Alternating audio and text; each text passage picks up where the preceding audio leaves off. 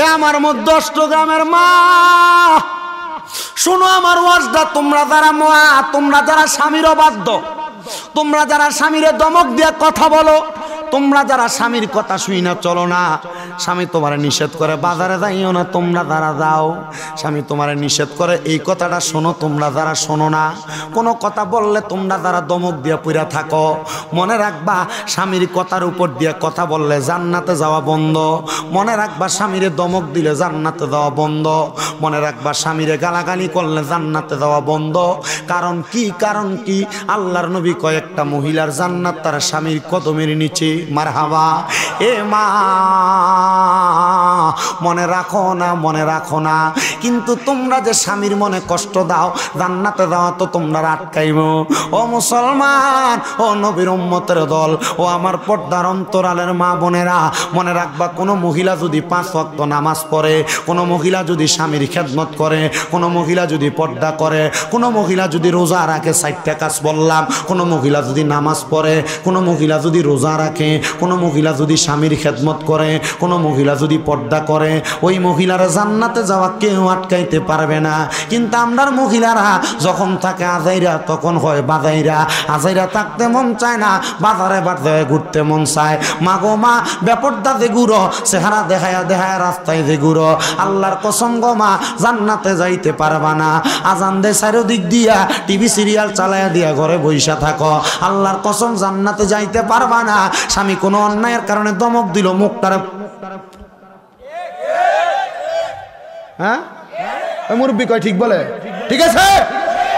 কোনো কথা বললো, স্বামী আপনাকে ধমক দিল, আপনি মুখ ফুলে রাখলেন, খাড়ির উপর অন্যদিকে ফিরে ঘুমাইলেন, ওই আল্লাহ। আগে স্বামী স্ত্রী এক পাশে ঘুমাইতেন, বাচ্চা খাটের এক সাইডে থাকতো, যেদিন ঝগড়া হয় বাচ্চা মাঝখানে। কথা কন না করে। আর যদি বাচ্চা না থাকে মাঝখানে গোলবালিশ, কথা সত্য না মিথ্যা? কথা কয় না, সত্য না মিথ্যা? তাহলে একটা মহিলা জান্নাতে দেব কয় কারণে? জোরে কোন, কয় কারণ? 1 নাম্বার নামাজ, 1 নাম্বার, 2 নাম্বার পর্দা, 2 নাম্বার, 3 নাম্বার নামাজ, 1 নাম্বার নামাজ, 2 নাম্বার পর্দা, 3 নাম্বার রোজা, 4 নাম্বার স্বামীর। জোরে কোন। মুখ ফুলান যাইব, দমক দেওয়া যাইব, গালাগালি করা যাইব, বিছনা আলাদা করা যাইব। এ মুসলমান শোনো, কোন জায়গা থেকে কথা বলছি? কোন মহিলা যদি 4টা কাজের আমল করে, কোন মা বোন যদি নামাজ পড়ে, পর্দা করে, কোন মা যদি রোজা রাখে এবং স্বামীর খেদমতরা করে, জান্নাতের হুর কত সুন্দর।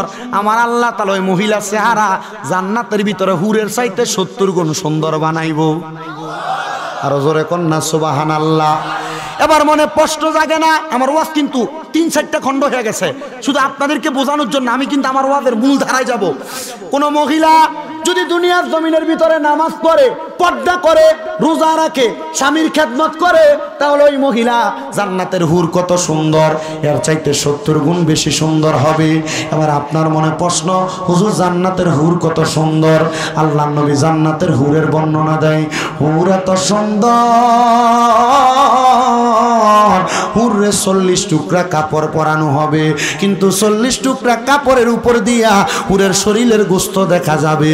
শুধু গোস্ত দেখা যাবে না, গোস্তর উপর দিয়া শরীরের হাড্ডি দেখা যাবে, হাড্ডির ভিতরে যে মগজ আছে ওই মগজ পর্যন্ত দেখা যাবে। নবী জান্নাতের হুর এত সুন্দর, নবী কয় হ্যাঁ ও আমার মা, এদের চাইতে আপনারা আরো 70 গুণ সুন্দর। আল্লাহ কেমনে বানাইবো আল্লাহই ভালো জানে। কিন্তু মা গো, স্বামী যে একটা ধমক দিল, মুখ যে ফুলে রাখলেন, বিছনা যে আলাদা করলেন, স্বামী আপনার গায়ে ধরলে ছাড়া দিয়া ফালায় দিলেন, মনে রাখবেন আল্লাহর নবীর হাদিস শরীফ আমি পড়লাম, নবী আমার বলতেছে, কোন মহিলাকে তার স্বামী রাত্রবেলা তার আত্মসংযমের জন্য বিছানায় ডাক দিল, ওই মহিলা যদি বিছানার মধ্যে না যায়, স্বামীর দিক থেকে অন্যদিকে মুখ ফিরে রাখে, তাহলে আল্লাহ তাআলার আযাবের রহমতের ফেরেশতারা সারা রাত পর্যন্ত ওই মহিলার গজব দিতে থাকে। মা বোনেরা, দিনে যত ঝগড়া হোক না কেন, রাত্রবেলা যেন স্বামী স্ত্রীর বিছানায় বালিশ একটা হয়। নবী আমার বলে, ইয়া রাসূলুল্লাহ কি বলেন? নবী আমার বলে, কোন স্বামী স্ত্রী যখন বিছানার মধ্যে ঘুমাইবা তোমাদের বালিশ যেন একটা হয়। ইয়া রাসূলুল্লাহ কেন? নবীজি বলতেছেন, স্বামী স্ত্রী যত লাইগা থাকবে, একজন আরেকজনের সংস্পর্শে থাকবে, আল্লাহ তাআলার অঢেল পরিমাণ রহমত, মানে তাদের মাঝে যত ফাঁকা জায়গা থাকবে না, এই রহমত দিয়া ওই জায়গাগুলো আল্লাহ ফুরাইয়া দিব। জবান খুলে জোরে জোরে কন্যা সুবহানাল্লাহ।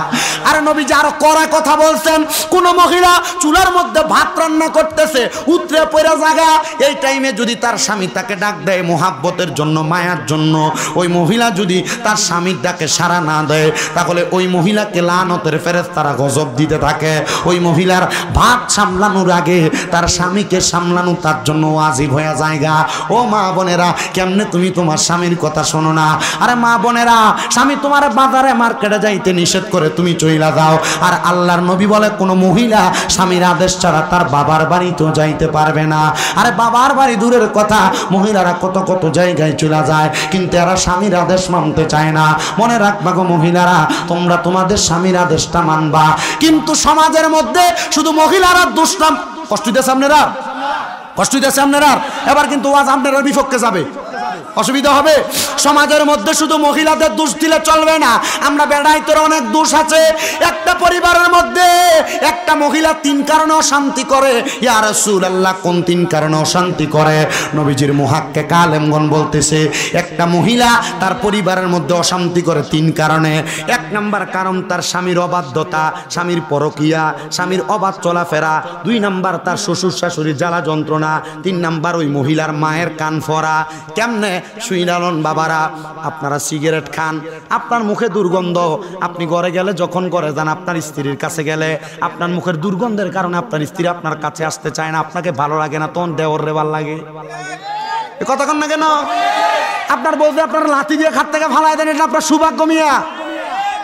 আমি দেখছি না মাঝে মাঝে সিগারেট করার বিড়ি করতে যদি লগে দিয়ে রিক্সা বা অটোর ভিতরে বইয়ে, মানে গুয়ের গন্ধ এর সাইতে বালা, এর সিগারেটের গন্ধ যেমন গন্ধ। কথা কন না কেন? হ্যাঁ ঠিক তো কয়, হ্যাঁ ঠিক নেই।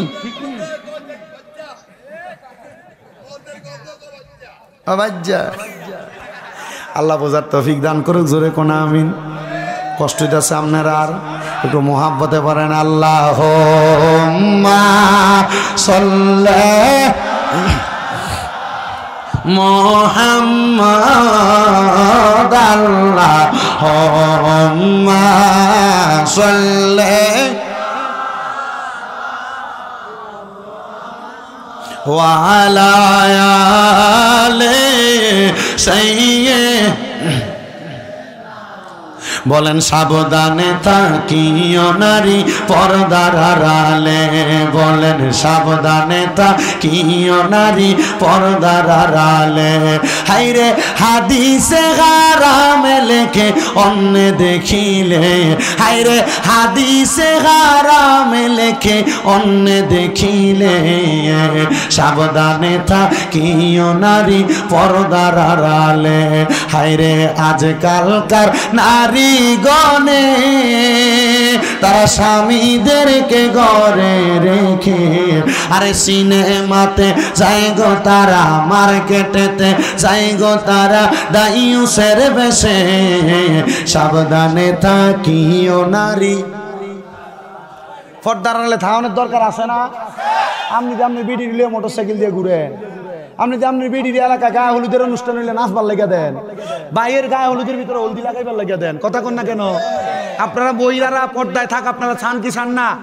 আল্লাহর কোরআন কইবা করে না, ফি বুয়ুতিকুন্না ওয়ালা তাবাররুজনা তাবাররুজাল জাহিলিয়াতিল উলা, তোমরা তোমাদের নারীদেরকে জাহিলিয়া যুগের মহিলাদের মতো বের হইতে দিও না। আর আপনি দেন জাহিলিয়া যুগের মহিলা দূরের কথা, এ শাড়ি পরছে না মশারি পরছে এটা বোঝাই জানা, এমন পোশাক পরে এর উলঙ্গ থাকলে যা দেখা যাইতো এর পোশাকে এর তাই দেখা যায়। কথা কন না কেন? এবার আপনারা বলেন মহিলারা পর্দায় থাক, পর্দায় থাক, আপনারা চান কি চান না? তো জোরে জোরে পড়েন সাবধানে থাকিও নারী। আসতে হয়েছে সাবধানে থাকিও নারী পর্দার আড়ালে।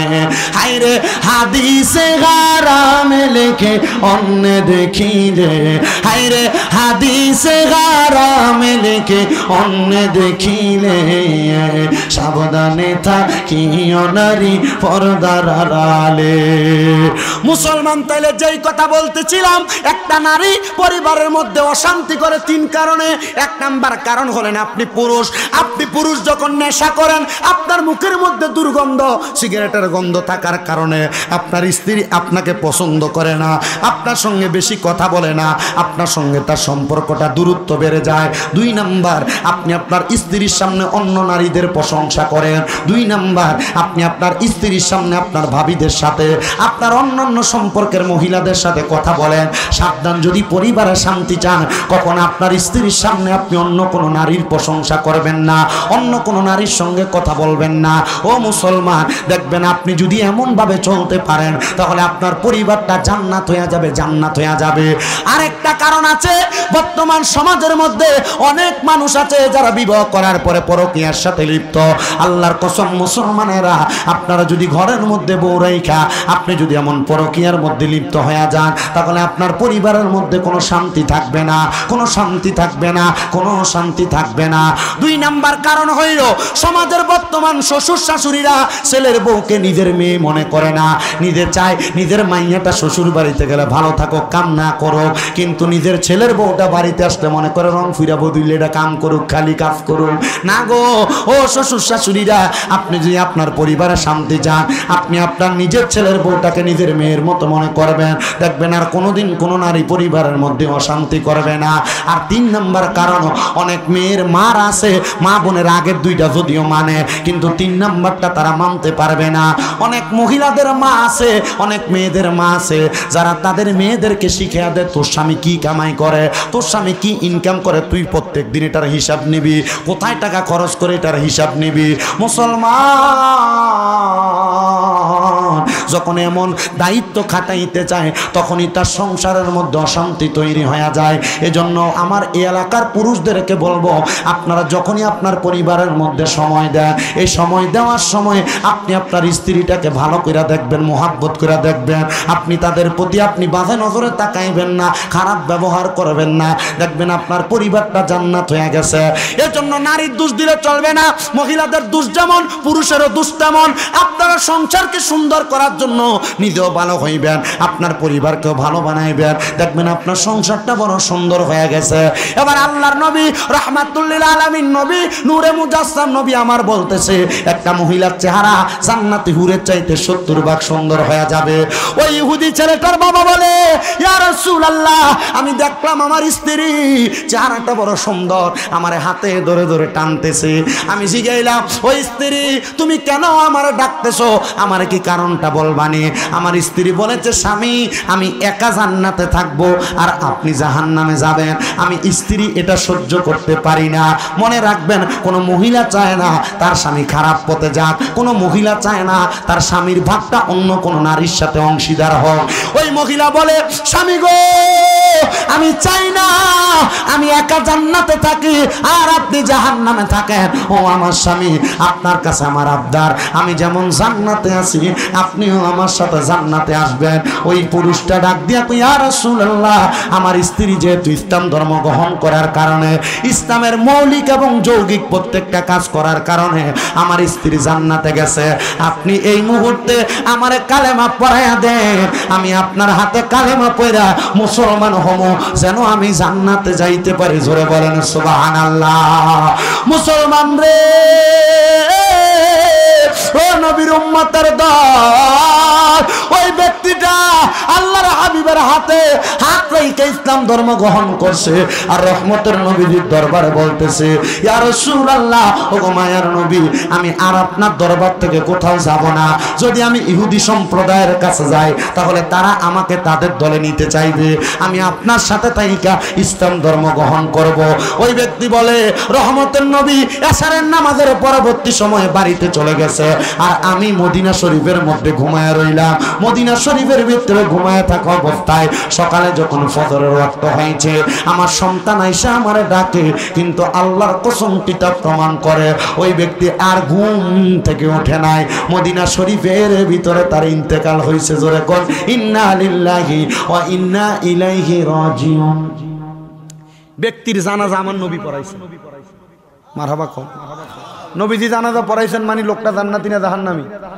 জোরে জোরে কোন। ওই লোকের স্ত্রী জানাজা পড়াইছে কে মনে আছে তো? নবীজি পড়াইছে। দুইজনে জানাজা পড়াইছেন। আমার ওয়াজ কিন্তু চারিদিকে গেছে। আমার মাহফিল কমিটির ভাইরা বলছিল হুজুর যেটা ধরবেন এটা শেষ করে দিবেন। আমি কইছি শেষ করে দিই, তো শেষ করতেছি, এটা একটু মনোযোগ দেন। তাহলে স্ত্রী জানাজা পড়াইছে কে? জোরে কন্যা কে রে? স্বামীর জানাজা পড়াইছে কে? এখন স্ত্রীর জানাজা দেওয়ার পর স্বামী স্বপ্ন দেখছে, ফুতে আইসা আল্লাহর হাবিব রে কই ইয়া রাসূলুল্লাহ, নবী গো আমার আব্বার জানাজা তো পড়াইলাম, নবী আমার মা জান্নাতে, আমার বাপের বর্ণনায় বুঝছি, আমার আব্বা কবরে কেমন আছে? ধরে কইলেন না সুবহানাল্লাহ? ইয়া রাসূলুল্লাহ আমার আব্বাটা কবরে কেমন আছে একবার বলেন না, আমার জানতে বড় ইচ্ছা হয়।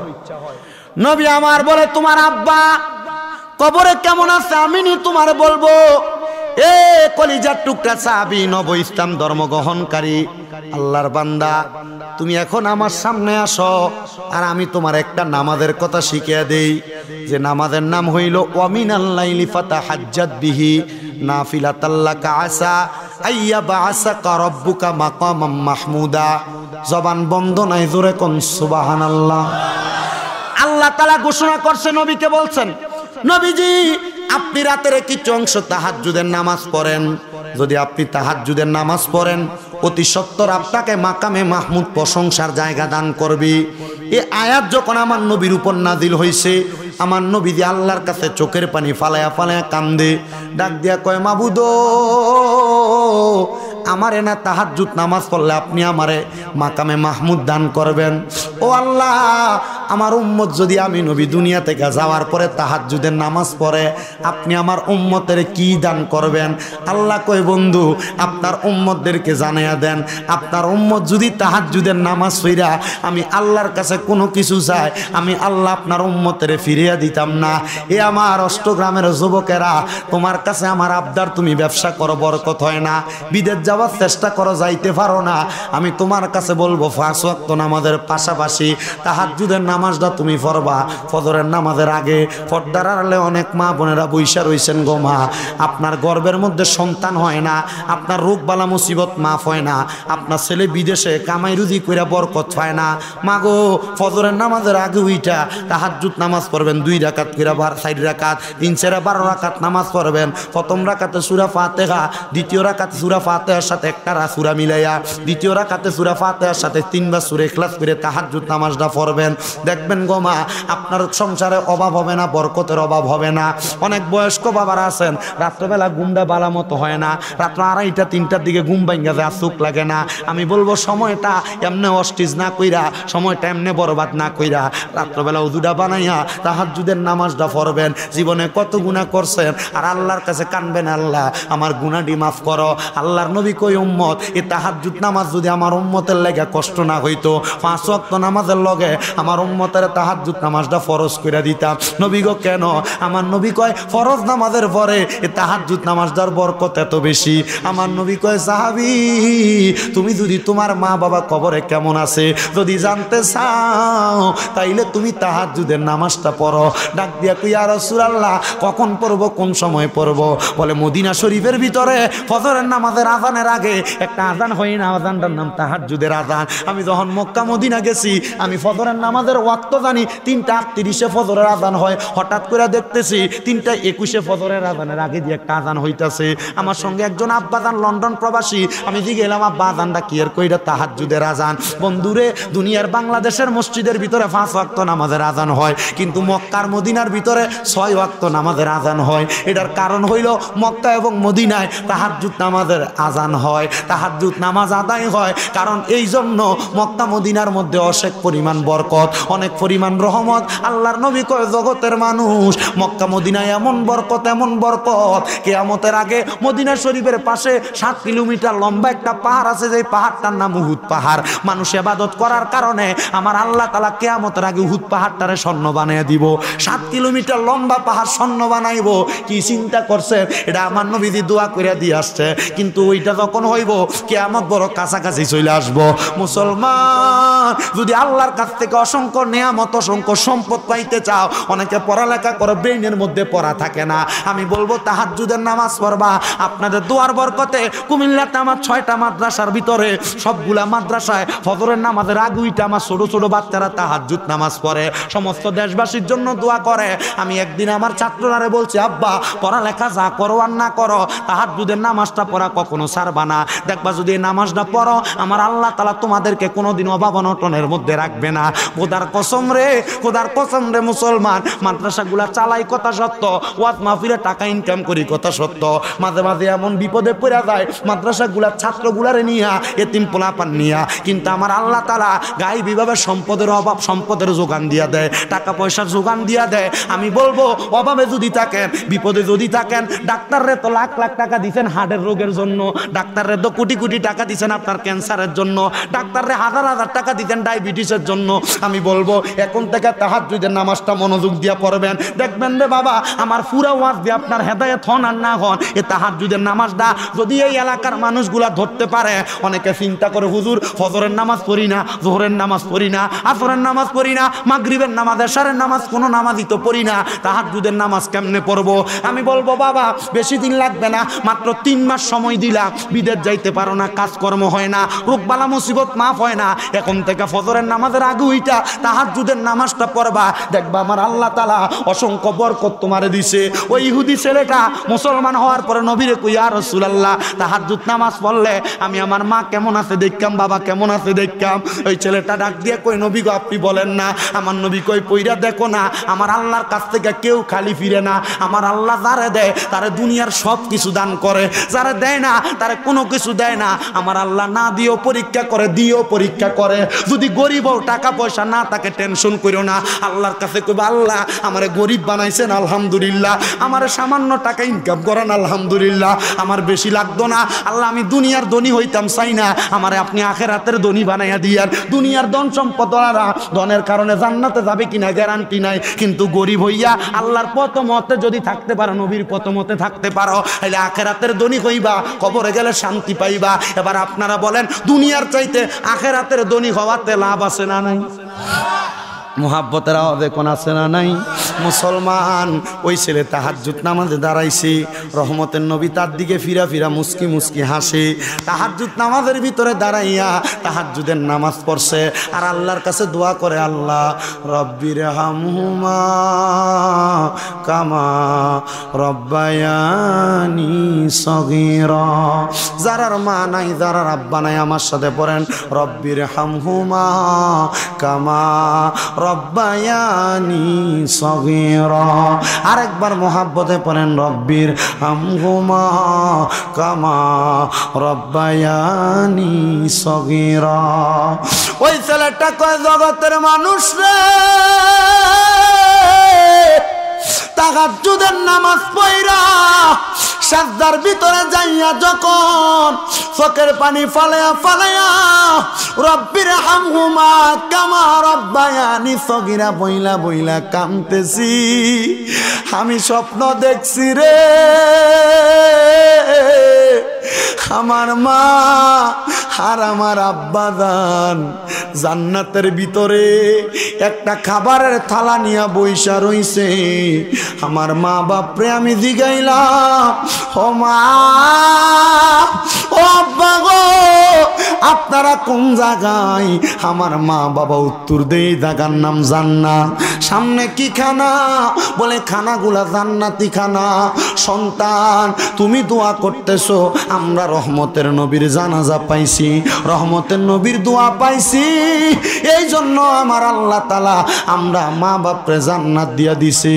আমার অষ্টগ্রামের বাবারা, অষ্টগ্রামের যুবক বন্ধুরা, এ পর্দার অন্তরালের মা, আজকের মাহফিলে কে জানি বসছ, ওই ইহুদি ব্যক্তিটার মতো তোমার জগতের মধ্যে মা নাই, ওই ইহুদি ব্যক্তিটার মতো তোমার জগতে বাবা নাই। হে সন্তান, মা বাবা কবরে কেমন আছে জানো না? সন্তান রে, যদি মা বাবার কবরের খবর জানতে চাও, তাহাজ্জুদের নামাজ পড়ে আল্লাহর কাছে দোয়া কামনা করো। দেখবা আমার আল্লাহ তাআলা তোমার মা বাবার কবরের ভিতরে জান্নাত দিছে, আমার আল্লাহ তাআলা তোমার মা বাপরে কবরের ভিতরে নাজাত দিছে।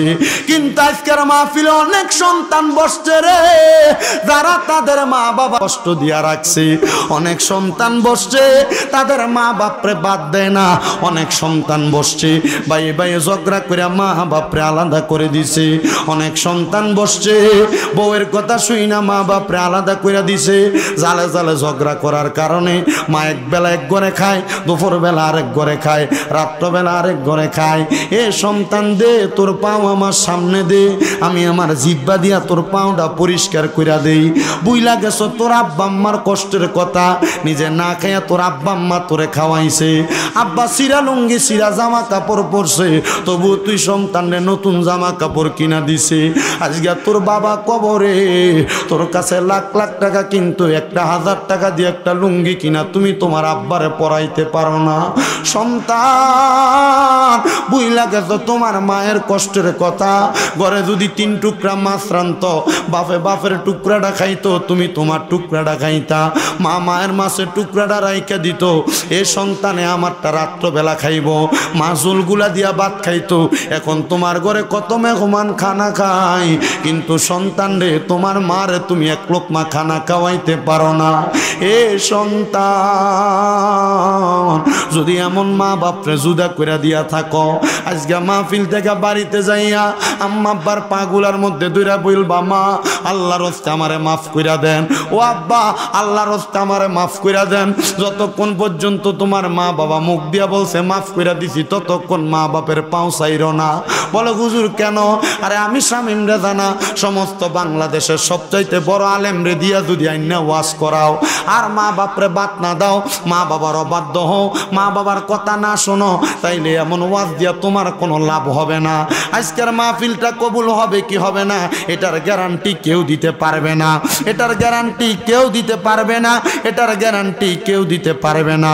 মুসলমান ইমানদার, তবে একটা কথা বইলা দিয়া যায়, যদি আগামীকালকে দেখো তোমার মা বাবা তোমার জন্য দোয়া করতেছে, আগামীকালকে যদি দেখো এলাকার দোকানে বইসা কোনো বয়স্ক বাবা কয়, হ্যাঁ আমার সন্তান শামীম রেজার ওয়াজ শুই না আমার বাড়িতে যায় আমার পায়ে ধরে মাপ চাইছে, মনে করবা আজকের মাহফিল আল্লাহর কাছে কবুল হয়ে গেছে।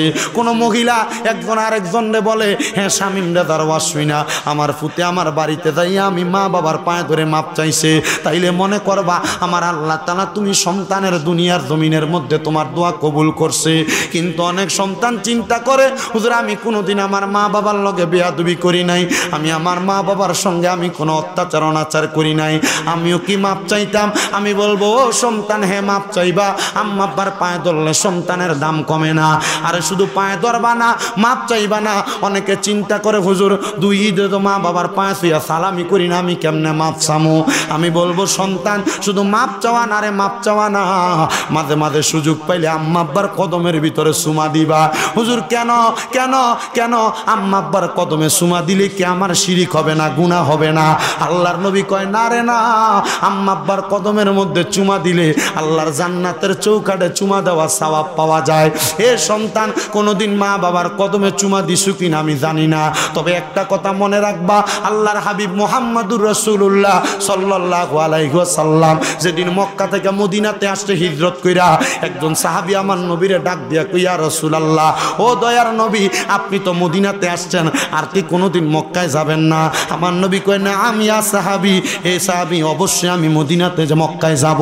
নবী গো আপনার কাছে আমার আবদার, আপনি যেদিন মক্কায় যাবেন আপনার সাথে আমারে আপনি মক্কায় নিয়ে যাইয়েন। আমার নবী কয় ঠিক আছে সাহাবী, নিয়ে যাওয়া হবে। অল্প কিছুদিন পরে আমার নবীজি মক্কার উদ্দেশ্যে রওনা করছে। ওই সাহাবী খবর পাইয়া আমার নবীজির সামনে যে দাঁড়াইছে, দাঁড়ায় কয় ফিদাকা বি ওয়া উম্মি ইয়া রাসূলুল্লাহ, আমার মা বাবা আপনার কদমে কোরবান হোক ইয়া রাসূলুল্লাহ। কি গো নবী, আমি কি আপনার সাথে কোনো অন্যায় করেছি? নবী কয় না রে সাহাবী। নবী নবী গো আপনার সাথে না আমার ওয়াদা ছিল, আপনি যেদিন মক্কায় যাবেন আপনার সাথে আমারে মক্কায় নিয়ে যাবেন, আপনি দিয়ে আমারে ফালায় একা মক্কায় চলে যান। আমার নবী কয় সাহাবী আমি খবর পাইলাম বাড়িতে তোমার আম্মা জান অসুস্থ, তুমি তোমার আম্মা জানের খেদমতে লিপ্ত, এই জন্য না আমি তোমারে মক্কায় নিয়ে যাই না। সাহাবী কই ইয়া রাসূলুল্লাহ আমার মায়ের চাইতে কি মক্কার দাম বেশি নাকি?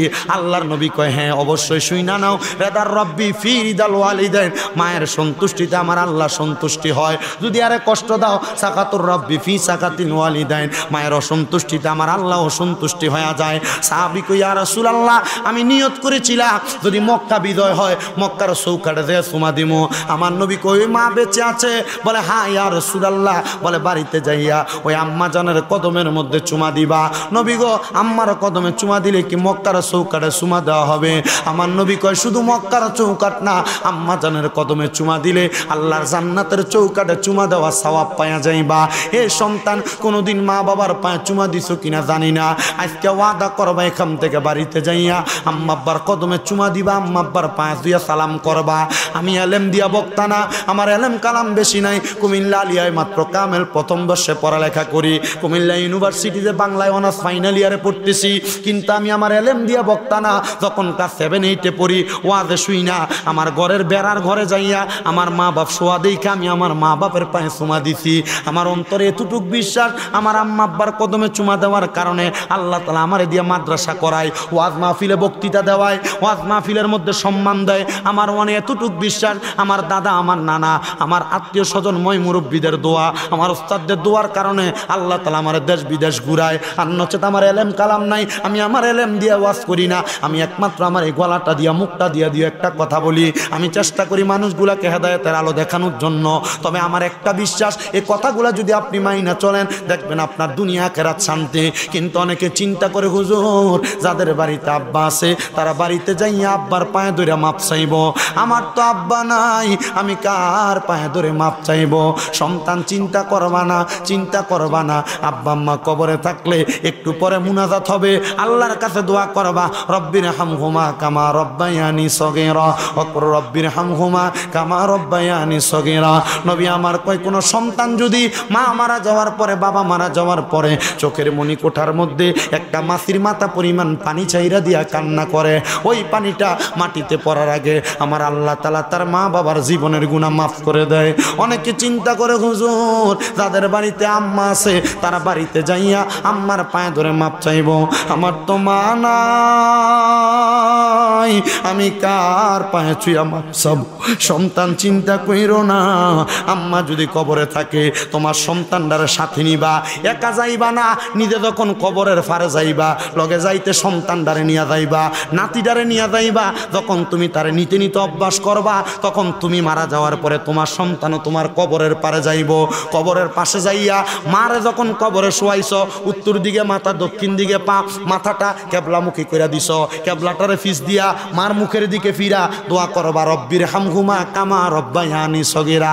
আল্লাহর নবী কয় প্রত্যেক জুমার দিনে জুমার নামাজের পরবর্তী সময়ে কোনো সন্তান যদি তার মার কবরের পাশে দাঁড়ায়া যায় আব্বার কবরের পাশে দাঁড়ায়া যায় রহমতের বৃষ্টি যেমনভাবে বর্ষণ হয় আমি আল্লাহর রহমত তেমনভাবে ওই কবরে বর্ষণ হয়।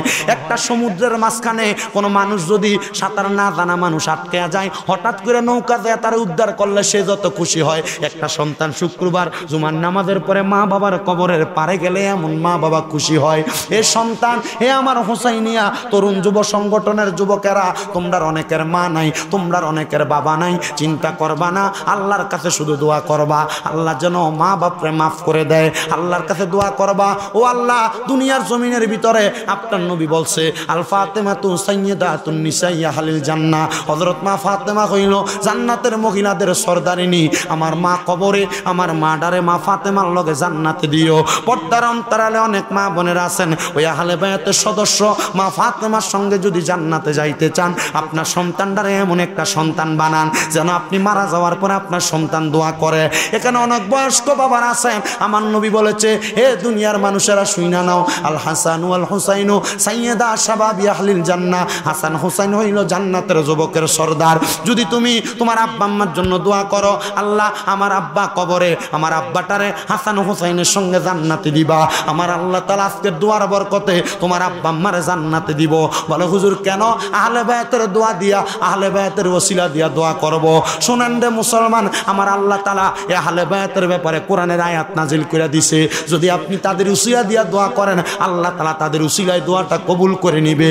এই জন্য আমার হোসাইনিয়া তরুণ যুব সংগঠনের উদ্যোগে চতুর্থ সুন্নি মহাসম্মেলনে বৈশা আল্লাহর কাছে দোয়া করব, আল্লাহ প্রত্যেকের মা বাপরে মাফ করো, প্রত্যেকের বংশের কবর আযাব মাফ করো, তাদের কামাই নেই কামাই রুজিতে বরকত দান করো, এমন বরকত দান করো যেমন বরকত গৌসে পাক আব্দুল কাদের জিলানীরে দান করেছিলা। বলে গৌসে পাক কেমন বরকত পাইছে? গৌসে পাক বরকত পাইছে আল্লাহর দরবারে কোনো খাবার নাই, কোনো সম্পদ নাই, দোয়া করছে আল্লাহ তাআলা অসংখ্য খাবার গৌসে পাকের দরবারে গায়েবীভাবে তুর্কির বাদশারে দিয়া পাঠিয়ে দিছে। মুসলমান, আমরা আল্লাহর কাছে এতটুক দোয়া করব, আমরা যেন কোরআনের আইন ইসলামী শরিয়া মোতাবেক নবীর হাদিস মাইনা চলতে পারি, সমাজের মধ্যে পরিবারের মধ্যে শান্তি থাকে, নামাজ থাকে, রোজা থাকে, হজ যাকাত ইবাদত থাকে, সন্তান মা বাবার জন্য বেশি বেশি দোয়া করে, আর আহলে বায়াতের ভালোবাসা অন্তরে নিয়া আউলিয়া কেরামের সোহবত নিয়া আমরা যেন দুনিয়া এবং আখিরাত সুন্দর করতে পারি। আল্লাহ যেন রহমতের নবীর উসিলায় আমাদের প্রত্যেকটা দোয়া কবুল করে, জোরে কোন আমিন।